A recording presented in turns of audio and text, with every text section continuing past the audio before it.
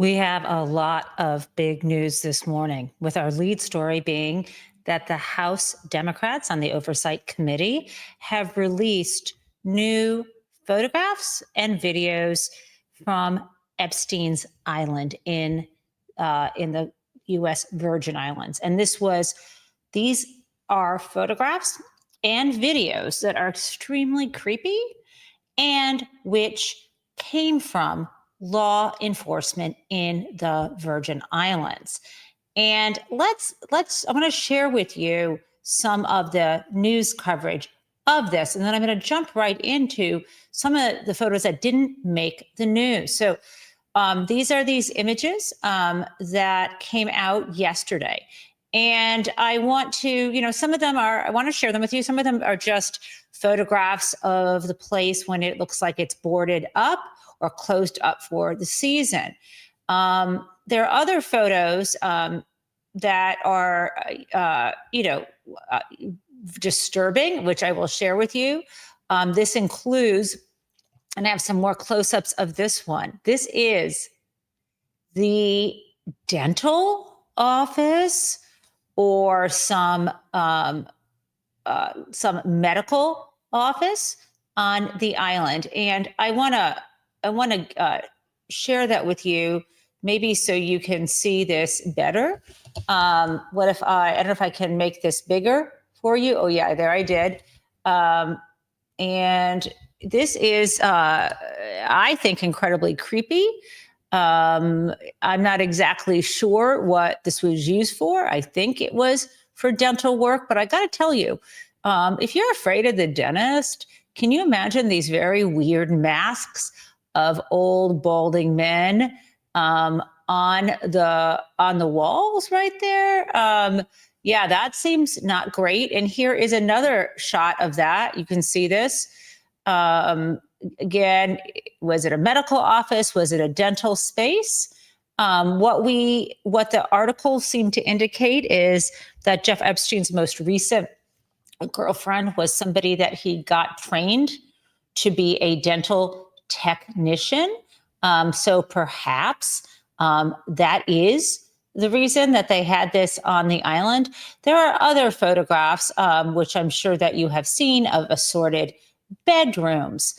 And here I'm going to show you. Some of the footage. Let me just share that with you, that the New York Times and others have shared, so you can get a feel kind of what is going around right now. Let's play that. Since 1972, Pasternak has been meeting the immediate. We have before I share that, we have a little bit of an ad the New York Times is playing, but I'm going to skip it now. Here we go.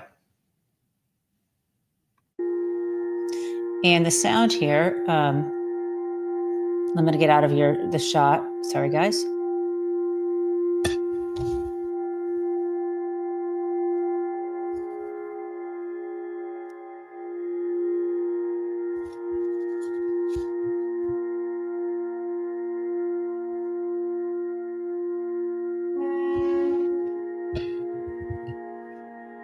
So these are this mass surrounding what appears to be this dental chair. I don't think we need, they're ambient sound. Maybe you want it. These are armchairs, and there are some on this wall are words. This is like a chalkboard where these words like deception and power are shown. Then we have a very sort of in a violent pose, a sculpture. There's a no trespassing sign. Okay, so that's what you kind of get in general. But what I want to also show you are some specific other photos from Epstein's home there on this island in the Virgin Islands, so near St. Thomas. Now, what you see there, what I'm going to show you here is a photograph of the telephone here that was like a landline telephone that Jeff Epstein was using. And what you'll see is the photograph that is being shared here. It's a close-up here, but they have, I think I've got this, it's opening. Okay, here we go. This is a close-up photo here. However, you can see that there are some of the names on speed dial redacted out. So let's take a look at that. Here we go. So I think you can see this is a Panasonic kind of landline phone. And you see on this speed dial, this is Jeff Epstein's speed dial here. What you can see is the first thing says New York office. One presumes that's his office in New York. The second person on his speed dial, we have no idea who it is. Then we have someone named Darren's office, Darren's cell, Rich office, Mike's cell. Now someone else's cell has been redacted. Then we have Patrick's cell, and then someone else's cell. And then we have someone else's cell and someone else's office. And then we have Larry's cell. You have to wonder, is that Larry Summers? I don't know. Who knows? So this was this was his speed dial. And obviously, I think it should go without saying that whoever's name was redacted, there was obviously a reason for those redactions. Was it to protect victims? Oh my goodness. Thank you guys. Are these birthday gifts you're giving me? You're so nice. I don't know why these names are redacted. I want to know about those names. But the most important thing, my friends, is not actually, and I'm going to, here's what I'm going to do.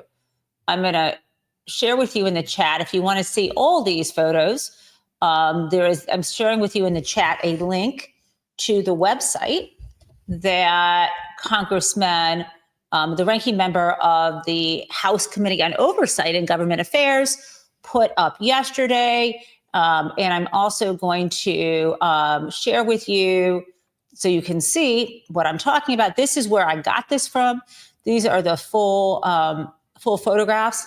And if you see on here, on this ranking member's announcement about these documents that were produced from the U.S. Virgin Islands Law Enforcement Authority, this was the Department of Justice for the U.S. Virgin Islands, responded to a request. And when you click here on this little link, that's how I got to this full production of documents. So you can see, I think you can see the same thing I'm looking at. Slide by slide by slide here. You can see these beautiful aerial shots of the island, and you can see approaching in the balconies. There's also numerous bedroom shots. I don't think there's numerous beds, but it's also upsetting if you were a victim, obviously, or survivor, to see these things again. So some of these photos, of course, have gotten more public attention. Here's one, Ghislaine and Jeffrey Epstein shaking hands with the Pope. There are two of those there. I guess lots of, photos. There's also, one second, I want to go back to, there's also, as you can see, this is kind of a creepy photo of Jeff Epstein's hand, I'm presuming, a photo of him holding the hand of someone much younger than him. There's a lot to see here. I had gone quickly by. So it looks like someone's making comments here. Someone named Jay said, some of these are converted to PDF, so you can't redact them. Anyway, so here we go.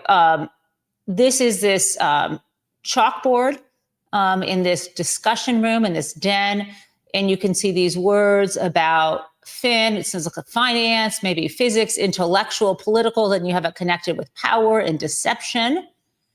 and you have appears, you've got music, you've got plants, you've got truth, and then you have a bunch of things redacted. And I have to think that these things that are redacted must be names. Maybe it's profanity. I don't know. And, there's just lots of art and sculpture. And again, lots of these photos. Lots of photos from this dental office. And again, this comes from the U.S. Virgin Islands. I don't know if it was when these photos that Jeff had around, or it was something when they toured the site.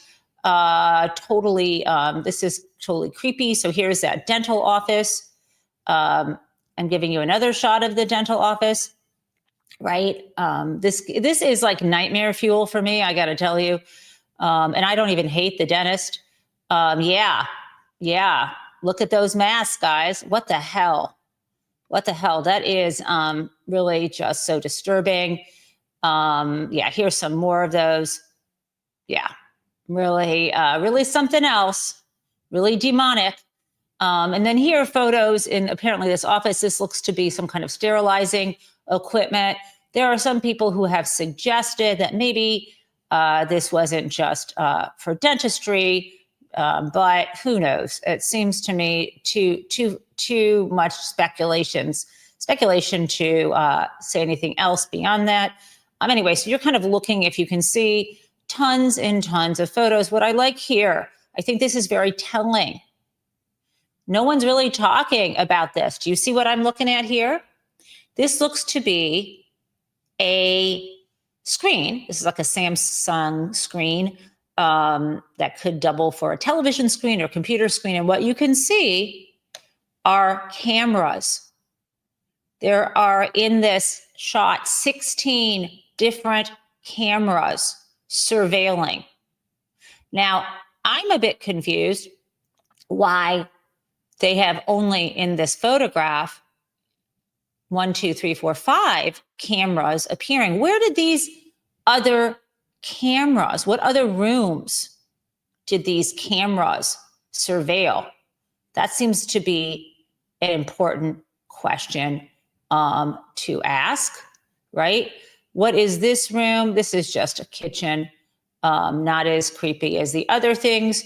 And you can just see this life of luxury, utter luxury in which he was ensconced. Now, I want to give you a map of, I guess it was called Little St. James. Apparently, he had 2 islands, both of these, Little St. James and I think Great St. James. I'm pretty sure he had more than one. But anyway, I'm going to stop sharing. I think that will help you see. Now, this is only a small fraction of what we're going to see this week. I think it's a shame that the names on that speed dial are redacted.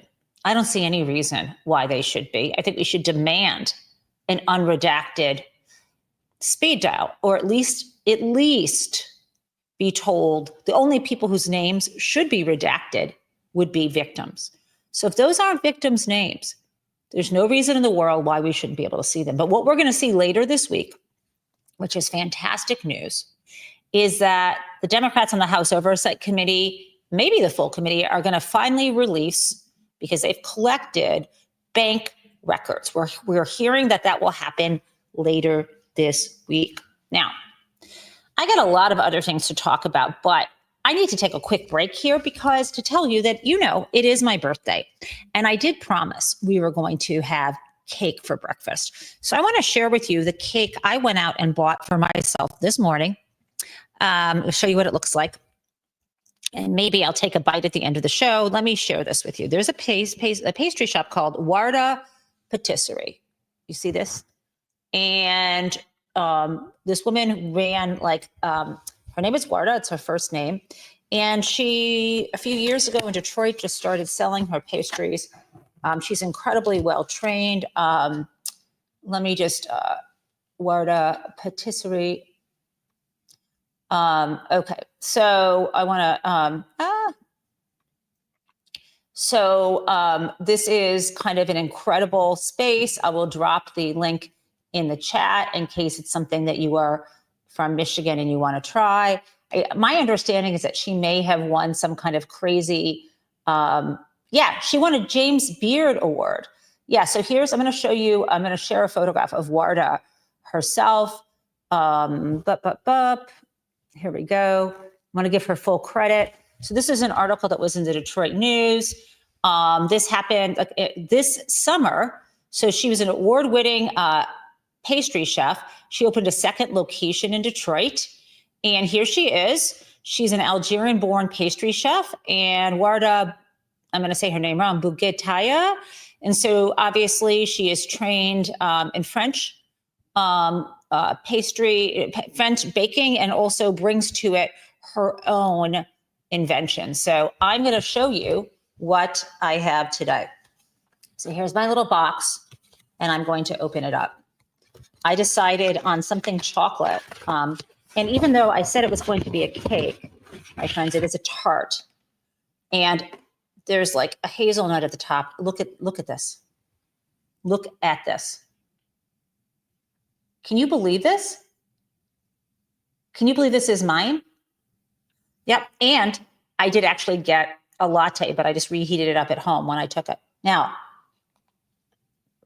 this cake was very difficult for me because it's snowy out. The ground is icy. And it's only like a 5-minute walk.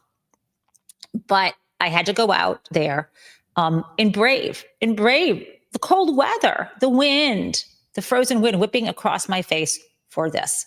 And I guess, my friends, do you want me to taste this at the end of the show or try it now? I'm going to see what folks say in the chat.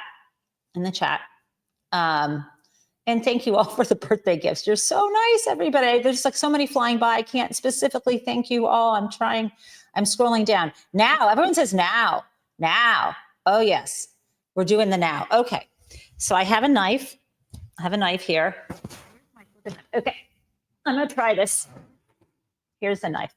I think I'm just going to cut. Oh my God. Okay. Oh, holy Jesus. Okay. Guys. Oh my God.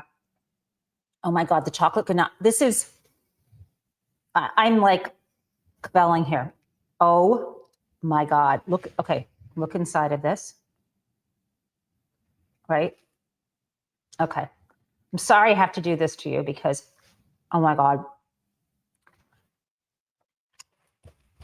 As good as you think this tastes, you have no idea. Okay, let me take a bite. Oh.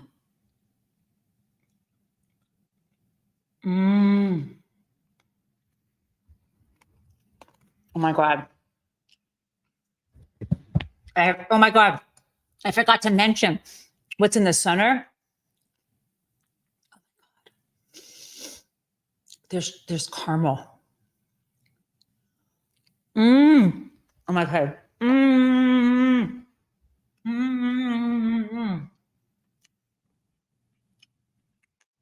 You know what?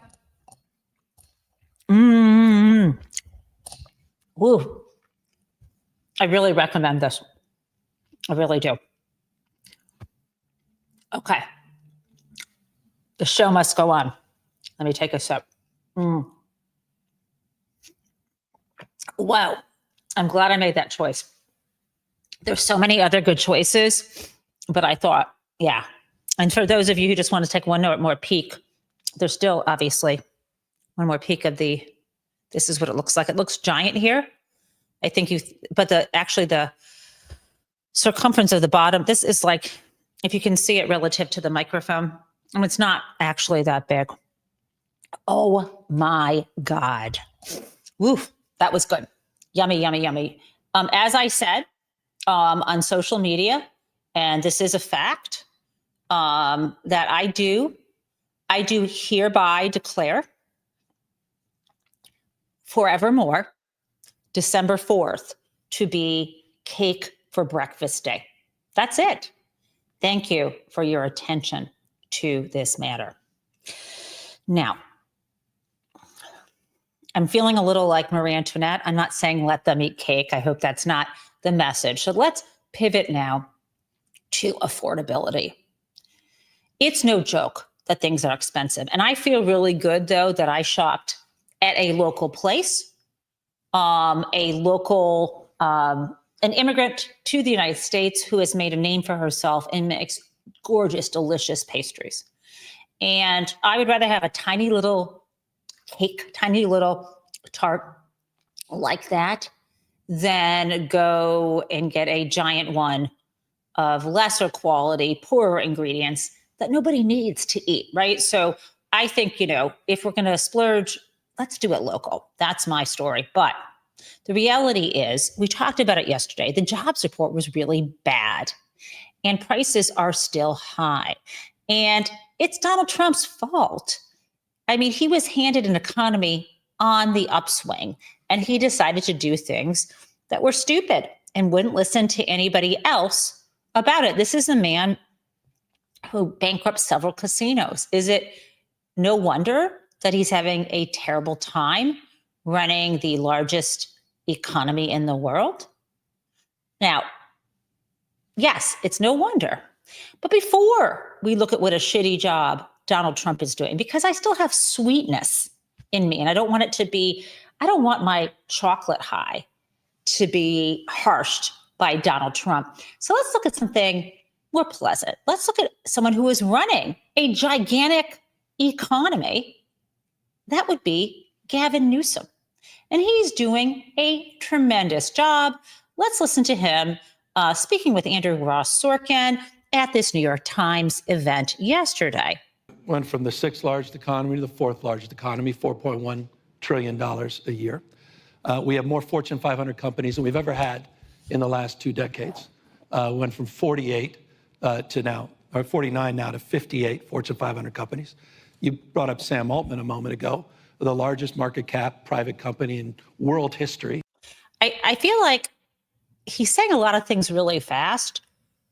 So, and with that sweet voice, not as sweet as my dear husband, Michael, and of course, not as handsome at all, of course, but very pleasant to listen to. So you may not have heard when he says fourth largest economy in the world, my friends. Fourth largest economy, he means in the world. He's running the fourth largest economy in the world. Okay, let's just start this over. And I just want to really focus. We went from the sixth largest economy to the fourth largest economy, $4.1 trillion a year. We have more Fortune 500 companies than we've ever had in the last 2 decades. Went from 48 to now, or 49 now to 58 Fortune 500 companies. You brought up Sam Altman a moment ago, the largest market cap private company in world history. He decided just a few weeks ago where to headquarter it in the. I got to say, not a big fan of Sam Altman and OpenAI, but still, okay. I'll just let Gavin keep talking. The state of California, with more scientists, engineers, more Nobel laureates, venture capital, over $106 billion this year, 68% of that invested back into the state of California. Finest system of higher education in the world, a conveyor belt for talent like no other. I mentioned the R&D investments.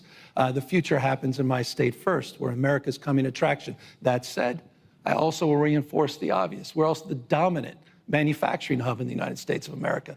$405.6 billion, 13.9% of the U.S. manufacturing. Compare that to Ron DeSantis, 2.8% in Florida.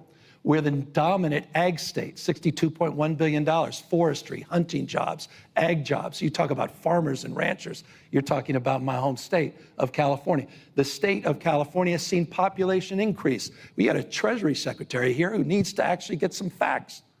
You challenged him on some. California saw a population increase last year of 108,000, 105,000 the prior year, 49,000 the prior year before that. You got to update your talking points. There's California derangement syndrome. So I love it. Now, the thing about Gavin Newsom is I'm not going to fact check his numbers on air because I know that they're most likely accurate. I'm sure that if they're not, we are going to hear about it. Unlike Donald Trump and his whole cabinet, who literally lie and just invent numbers. And I'm just thinking, thank you, G. Talbot and Zoe. I just want to shout out to you guys. So let's talk about Donald Trump and affordability. I want you to remember that Donald Trump campaigned on lowering grocery prices, and the GOP specifically in January was touting affordability as being their focus. So let's look at what Donald Trump had to say about affordability yesterday in the White House, right when he was having these auto execs and other and members of and GOP electeds surrounding him while he announced it's not good, basically, helping kill the planet by now lowering fuel emission standards. We'll get to that in a second, but let's listen to what Trump said about affordability. Is it his priority anymore? It's a con job. I think affordability is the greatest con job. They look at you and they say, affordability. They don't say anything else. Everyone says, oh, their prices were so low. No, they had the worst inflation. Affordability. Thank you, M. Petri. Affordability is a con job. I mean, you see the people around him as he's saying that cringe. I mean, and they have to stand there with him because they've gotten some of the goodies that they want.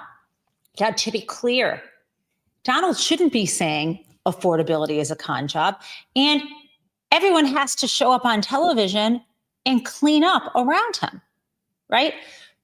No one wants to be told everything's affordable, and people claiming that it's not is bullshit. We can see what everything costs. So Sean Duffy, the Secretary of Transportation, was on the news this morning lying to cover for Donald's bad messaging. Let's listen. And by the way, at the same time, if I can bring the price of that vehicle down, the American consumer is a winner. And so President Trump has, and I hear him talk about it publicly, and I hear him talk about it privately, he cares about how with the affordability for the American consumer. He gets frustrated. Donald Trump cares about the affordability for the American consumer, Sean? This Donald Trump? Con job. I think affordability is the greatest con job. They look at you and they say, affordability. They don't say anything else. Okay, Sean, let's hear more. When we saw the inflation of the last administration, the price increases because of, say, fuel economy standards, there was no affordability. And he's actually working to make these products more affordable for the American consumer, going so far, and I was just telling Phil this, with energy dominance and bringing gas prices down as well. Okay. Yes, I am streaming live from Detroit. And I want you to know that I am a huge fan of I'm a huge fan of the auto industry. That's a fact. I don't think our industry is helped by discouraging the creation of more fuel efficient cars. I don't. And yesterday at that meeting, there was a lot of discussion about some true facts, which is, Ford, their number one truck is, I think it's called, that red pickup truck, the F-140. People want that pickup truck. I get that. But does the fact that people want to buy that mean that we should lower our fuel economy standards? No. There are a lot of people who are buying foreign cars because they want electric or hybrid, and they're not seeing them available here. And I think there's a way to go about this without damaging and hurting the planet further. Now, I want to be clear, I'm not an expert in anything having to do with the automotive industry or specifically what these CAFE standards were. I'm just discouraged that they are boasting about wiping it all away. Was there a better way to do this? I don't know. I would love to get someone who is an expert in this area to come on the show and talk to us about it. So again, I'm discouraged because I'm not convinced that this was necessary. But again, I am not fully informed. And so I'd like to get someone who I can trust on the show. But in the meantime, Sean Duffy continued to discuss this about the kind of cars that we might look forward to having that we no longer can drive.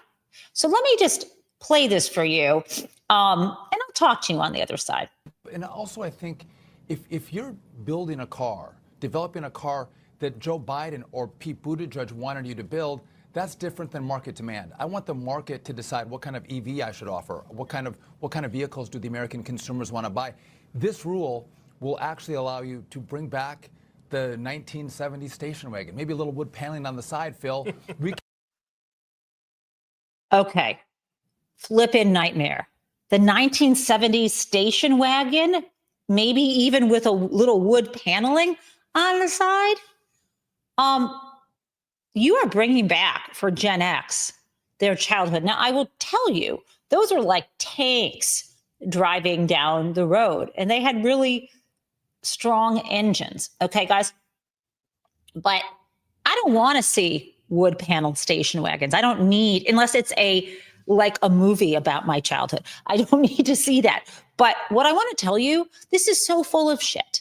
Again, I know nothing about the auto industry, but I do know my paternal great-grandfather, Alex Taub, who was the head engineer for a big division of General Motors, Vauxhall, he went over back to England to work on that. But when he was an engineer, and he invented the Chevrolet overhead 6-cylinder engine, whatever. It was a very important engine at the time, even though he was creating engines that depended on fossil fuel.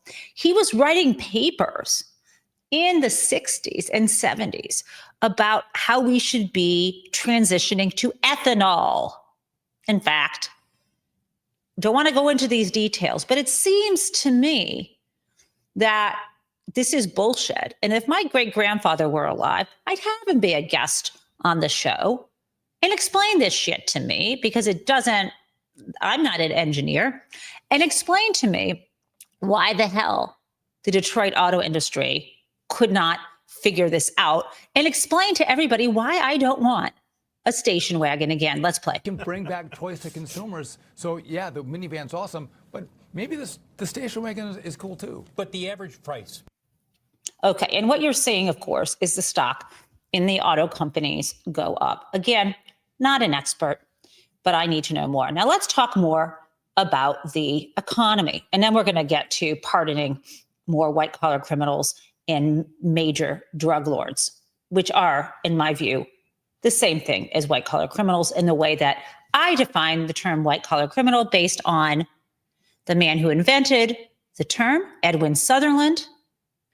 And if you want to know more about white-collar crime, Big Dirty Money, it's a book that you can take out of your library. It's available at libraries everywhere.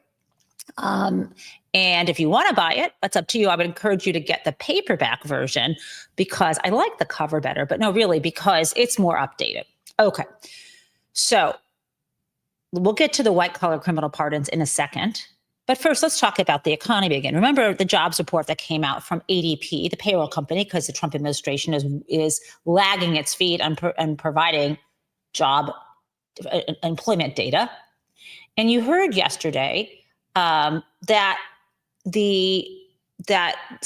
we heard about businesses and how they were doing yesterday, and that it was small businesses that were struggling. And so Howard Lutnick, Secretary of Commerce and former next door neighbor of Jeff Epstein, comes on, who said anyone could see how disgusting Epstein was and that the people around him were probably participating. He said that, but somehow he still has his job, which makes me think if he was making that up, he'd be fired, but he can't be fired because he knows from whence he speaks. Okay, Lutnick knows there's a problem with small businesses. Let's hear how he tries to cover that up. Democratic shutdown hurt the numbers. And then remember, as you deport people, that's going to suppress private job numbers of small businesses. But they'll rebalance and they'll regrow. So I think this is just a near-term event. And you'll see as the numbers come through over the next couple of months, you'll see that all pass. And next year, the numbers are going to be fantastic. Okay, next year, the numbers are going to be fantastic. Let's go back and see what he says the problem was. Okay, because I'm not hearing actually some valid cause and effect. Let's play. The Democratic shutdown hurt the numbers. And then remember, as you deport people, that's going to suppress private job numbers of small businesses. But they'll rebalance and they'll regrow. So I think this is just a near-term event. And you'll see. Deporting people hurts small businesses. He doesn't also mention the tariffs. These are all Trump's policies. So he may have said, oh, it's Biden. Trump made this happen. And why is next year going to be better? Are they going to import people after they deport people? I mean, it's really disgusting, quite honestly. Now, let's move on to the pardons. And then we're going to get into, once again, the war crimes. Okay? Before we try to have a happy ending for the show, I don't know. Okay.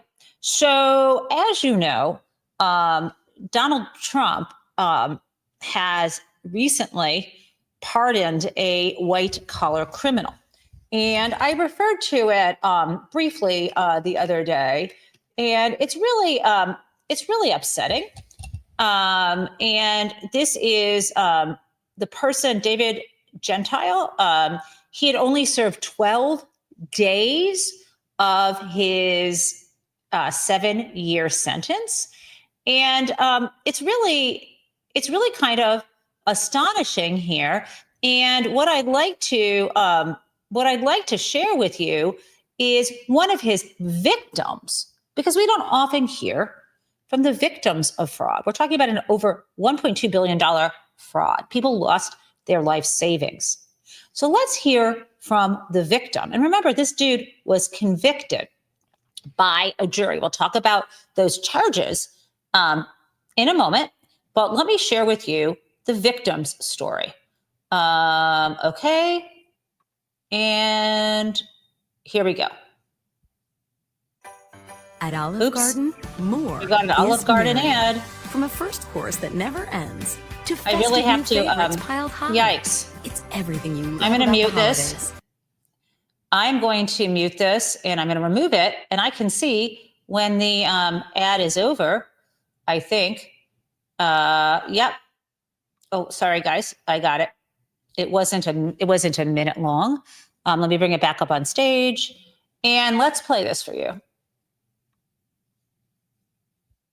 Oops. David JenTaub, wiping away any further fines and restitution as well. JenTaub is the former CEO and owner of GPB Capital Holdings. He, along with another private equity executive, were convicted in 2024 in what federal prosecutors described as a $1.6 billion scheme, defrauding more than 10,000 investors. Why on earth would President Trump commute the prison sentence of this fraud? Well, here's what the White House said when asked. And this is another example that has been brought to the president's attention of a weaponization of justice from the previous administration, and therefore he signed this commutation. Who brought this case to President Trump's attention and claimed it was weaponization? I asked the White House press secretary, Caroline Leavitt. She did not respond. I mean, it couldn't have been Trump's handpicked U.S. attorney in New York who brought it to President Trump's attention, because that U.S. attorney in May of this year applauded the 7-year sentence for JenTaub. He called it a, quote, well-deserved and should serve as a warning to would-be fraudsters that seeking to get rich by taking advantage of investors gets you only a one-way ticket to jail. So who brought it to President Trump's attention? It couldn't have been the assistant director in charge of the FBI's New York field office, because he said that JenTaub and his co-defendant, quote, wove a web of lies to steal more than $1 billion from investors through empty promises of guaranteed profits and unlawfully rerouting funds to provide an illusion of success, unquote. So Who was it? And why were they more compelling than the thousands of Americans whom JenTaub defrauded? The American people, especially the victims, deserve answers. And joining me now is one of those victims, Carol Ann Tutura and Adam Ghana, who represents Carol Ann and several other victims. Carol Ann, thanks you for joining us. You lost nearly $500,000. You have been able to claw back $40,000, but most of it's gone. What was your reaction when you heard that President Trump had commuted JenTaub's sentence, so he only served 12 days of a 7-year sentence? I'm totally disgusted because it wasn't only myself, it was my elder mother in her 90s and my sister as well. We all got defrauded. What would you say to President Trump if he were watching right now? I'd ask him why he did this. It makes no sense. I don't have an answer as to why this guy can do what he did, basically build a Ponzi scheme, walk out scot-free. And you got Bernie Madoff, who had to live it out, and people were returned funds. I had to hire, with the help of Adam, who did a great job, claw back a measly pauper sum of nothing. And it makes no sense to me. I don't understand why. So Carol Ann, who bought him off? Carol Ann, who bought Trump off? Is that what you're asking? No. Who bought off David? JenTaub off. Yeah. Who did JenTaub have to pay to get out? That's what you right. Carol Ann, what were these GPB capital products that you were investing in, and when did you realize that you were being ripped off? One of them was to do with an automobile fund, Armada Waste. And when I went to ask for my money back, because I had grief brain, my late husband had just died, and I was told, wonderful products to get into. You've got to do this. Let's get your family into them. Well, you're not really functioning for quite some time after you lose your spouse of many, many years. Mm. And when I asked for money back, oh no, they're just waiting. What are they waiting for? Call me in about 6 months. Time went on and there was no money, none. Do you have any hope of getting back the hundreds of thousands of dollars you lost? No, I wish. I mean, my mother lost over 100,000. My sister is in the same boat as I am. You lose faith in these type of people. I've lost faith in Wall Street. Adam, according to the New York Times, other victims include farmers, teachers, veterans, nurses. I read a number of these very moving accounts, people taking care of their disabled children, people in their 80s who have medical issues and were counting on this money for their retirement to deal with cancer treatments. You also represent victims who are living paycheck to paycheck now as a result of this fraud. What recourse do victims have now that President Trump has commuted the sentence? Jake, thank you for having me. Victims still have the opportunity to bring civil claims against the broker-dealers that sold these investments to them, and we're here to help them with things like that. We represented hundreds of investors. Of the 17,000 plus investors that have been victimized by David Gentile and GPB. We even represented a not-for-profit organization that provides shelters and therapeutic services to at-risk youth. This should not have been a political issue. David Gentile committed fraud, and David Gentile's sentence should not have been commuted. So, Adam, the White House argues this is not a Ponzi scheme, that Gentile did not make any fraudulent statements. They claim this is another example of weaponization by the Biden administration. What's your response to that? Joseph Nacello, who is the Eastern District's U.S. attorney, said that this was a Ponzi scheme. He was appointed by Trump himself. He said it back in May. So you tell me, was this a political commutation of Mr. Gentile's sentence or not? And why only Mr. Gentile? Why not his partner? His partner's still serving his sentence. And if Mr. Gentile really was innocent, why not give him a full pardon? So after that, Jake just said that they reached out to Gentile's lawyer, who had no comment. So just to be clear, right, it was David Gentile and his co-conspirator Jeffrey Schneider. It was $1.6 billion, more than $1.6 billion. The sentencing was in May of this year. And as noted, his co-conspirator is still in prison. So yeah, it's a bit confusing why that would be the case. Now, it's I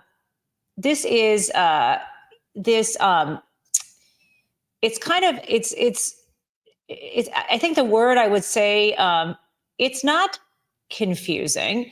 It's actually perfectly in line with what Donald Trump himself has been doing with his pardon power. But this is something that has happened in the criminal justice system. Usually it doesn't happen at the pardon level, but all along the way of someone being suspected of engaging in financial fraud or some other kind of fraud scheme.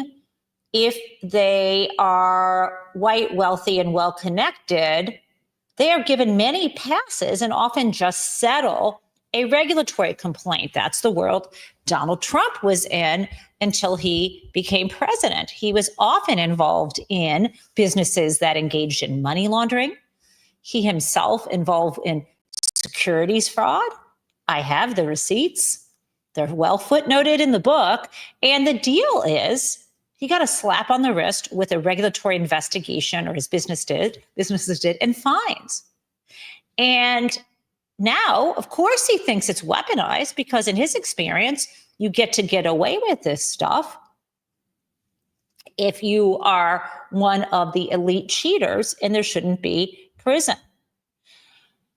Now, part of this, again, this goes back to there was a period of time when we actually cracked down on white collar criminals. And then there was sort of a wave of elite impunity.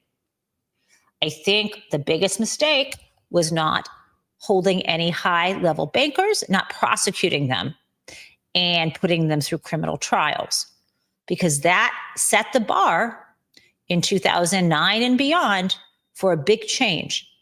Right? Unlike the Enron era at the beginning of this century when people actually went to prison, 10 years later, people walked away.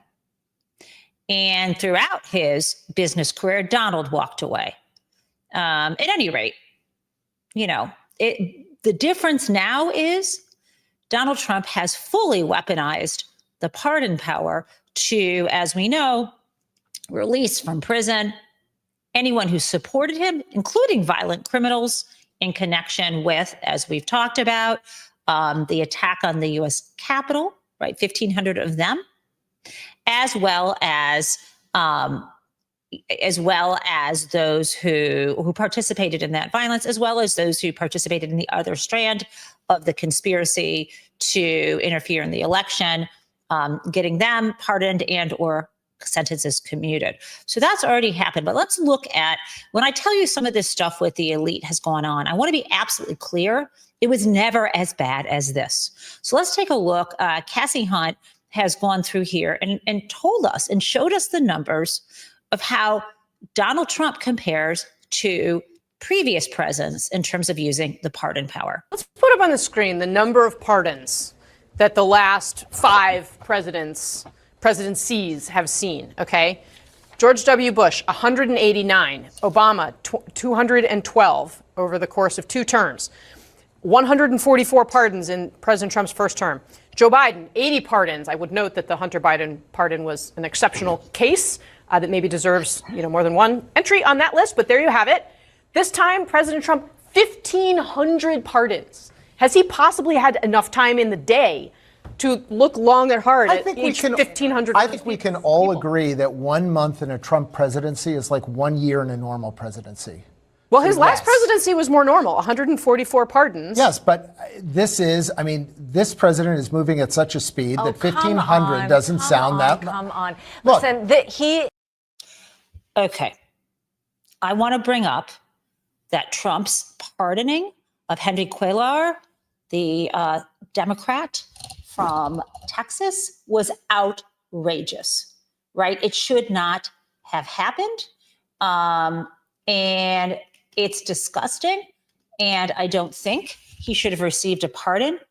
And it's distressing to me that Hakeem Jeffries said that this was the right outcome. Let's talk about what Cuellar was accused of, right? He is this rep from Texas. He got a full and unconditional pardon, he and his wife.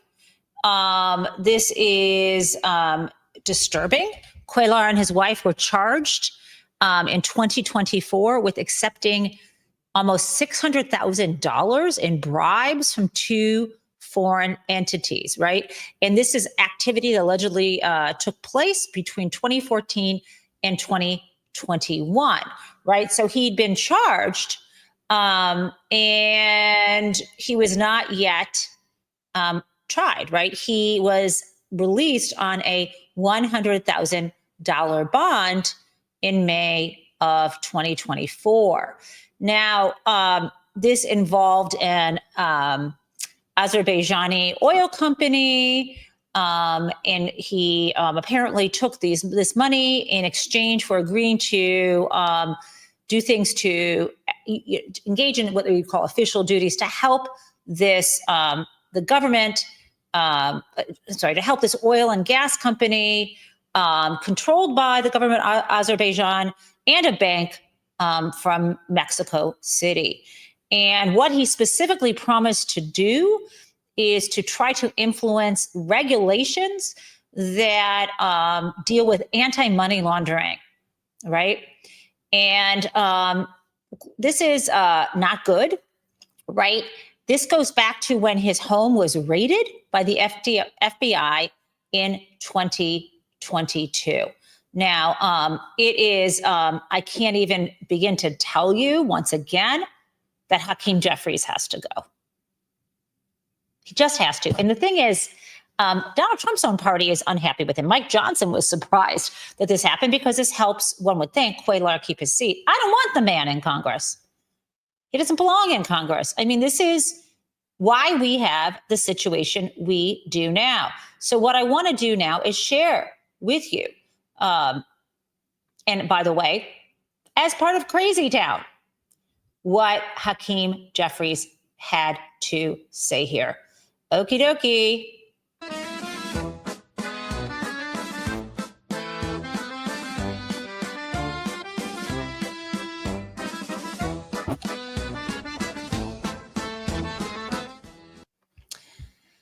Here we go. I mean, I don't know what he has done wrong, but holy guacamole. Here we go. My moderate to severe Crohn's symptoms kept me out of the picture. With Sky Rizzi, feel symptom relief after 4 weeks. In a moment. Many people were in remission. I will skip this ad in a moment. Do I have it? I think I do. I'm glad that people have cured their moderate Crohn's disease or whatever has happened for them. I'm sorry. Is this the end? Maybe. Okay. Has announced a pardon of the Texas Democratic Congressman Henry Cuellar and his wife, who were charged with bribery. What's your response? Well, Congressman Cuellar is a beloved member of the House of Representatives, loved in his community, particularly in Laredo. I've had the opportunity to spend time with him down in Laredo in South Texas. I look forward to that moving forward. Listen, the reality is this indictment was very thin to begin with, in my view. The charges were eventually going to be dismissed, if not at the trial court level by the Supreme Court, as they've repeatedly done in instances just like this. So just to follow up on that, do you agree with the president's pardon here? Do you think that that was a good thing then? I don't know why the president decided to do this. I think the outcome was exactly the right outcome. Well, Congressman Cuellar, we should note, is one of a handful of House Democrats who sits in a district President Trump won in 2024. So now he has this presidential pardon. Have you had any conversations with the congressman about him potentially switching to the Republican Party? I think Congressman Cuellar is a highly valued member of the House Democratic Caucus, and I expect that he'll continue to remain a highly valued member of the House Democratic Caucus. What about re-election plans? Is he informed? Okay. I am disgusted. Absolutely disgusted. If Jeffries is trying to argue that the case would have been thrown out or reversed by the Supreme Court, couple things. He already had an opportunity to challenge his indictment, right? And what Jeffries is talking about are the cases where the Supreme Court has held that although there was a quid pro quo, that someone in office took money in order to influence or help the business, that sometimes the Supreme Court has said that's not unlawful under the bribery statute because it has to be in exchange for for engaging in what's called an official act.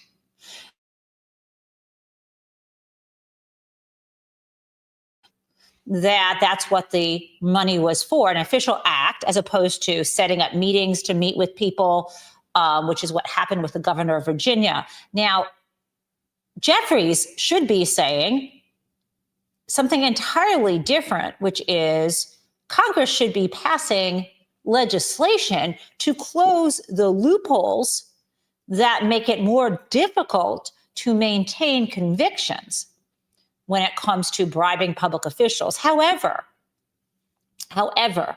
to suggest, well, the record was thin, the man and his wife were taking more than $500,000 from foreign businesses to try to weaken the money laundering regulations. What are we doing here, people? Well, I know what I'm doing here. I am going to enjoy the rest of my birthday cake, and I hope you have a beautiful day. I will see you tomorrow morning, and I hope we have breaking news about some wonderful things that happened in the name of justice and accountability and affordability and prosperity and joy and creativity. So with that, thank you, my friends, for starting my birthday out right, and I will see you bright and early tomorrow.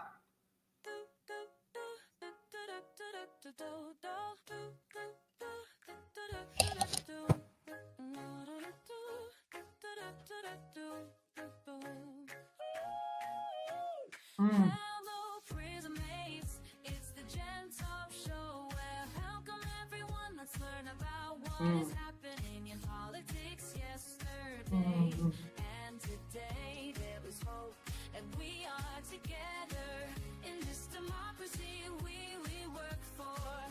And again, welcome to the JenTaub show.